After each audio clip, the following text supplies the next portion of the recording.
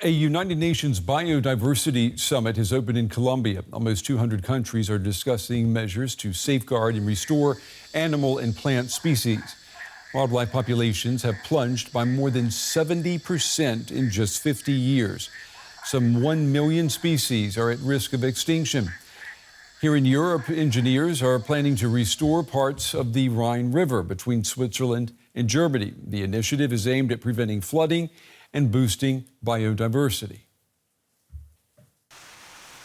Last month, Storm Boris unleashed record rainfall across Austria, claiming lives and causing millions of dollars of damage. With flooding risks on the rise due to climate change, the Rhine River is now the focus of new efforts to boost flood defenses and protect communities. The Alpine Rhine Valley is home to around 500,000 people. While the river separates both countries, it has also forced them to work together. Culturally, we are different, even if the river is all that separates us. But overall, I'd say we've helped each other to grow. Over the years, flood control efforts have reshaped the river, deepening its bed, narrowing its flow, and raising its embankments. These interventions not only harmed its rich biodiversity, but now stand powerless against more frequent and heavy rainfall due to climate change.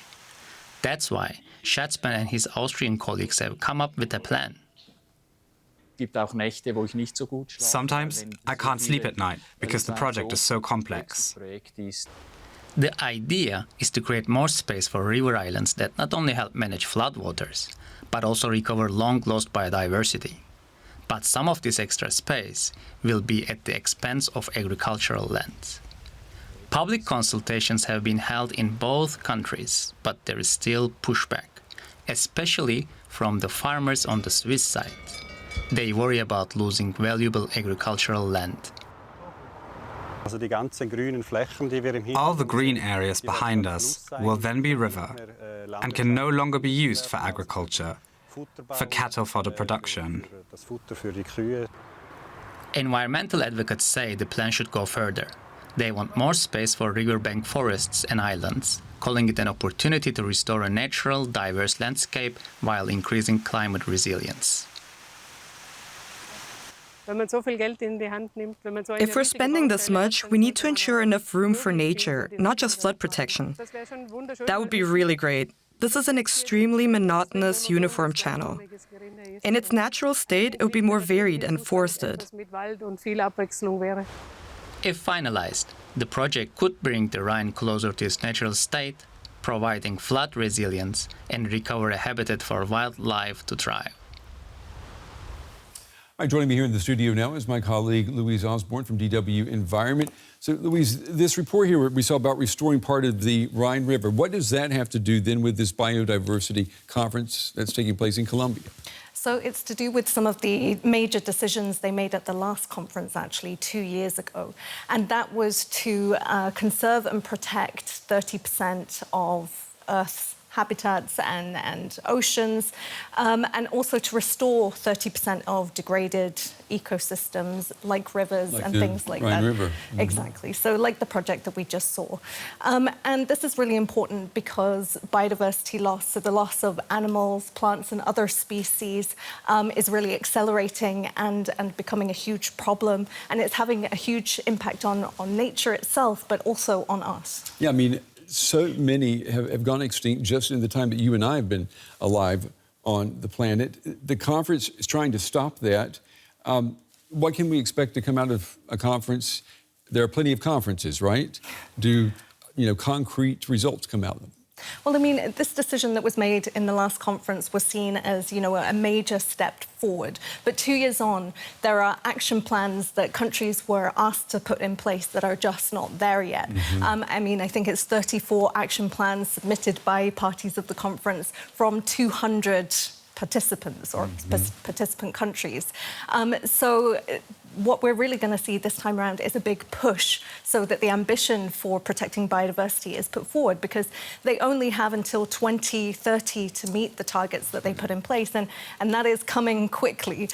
They are also going to be looking at issues of biopiracy, for example. So this is where corporations from the Western world might go to a developing country in South America, say, and, you know, take some of the genetic materials from plants and use it in medicines or something, making obviously lots of money from these medicines.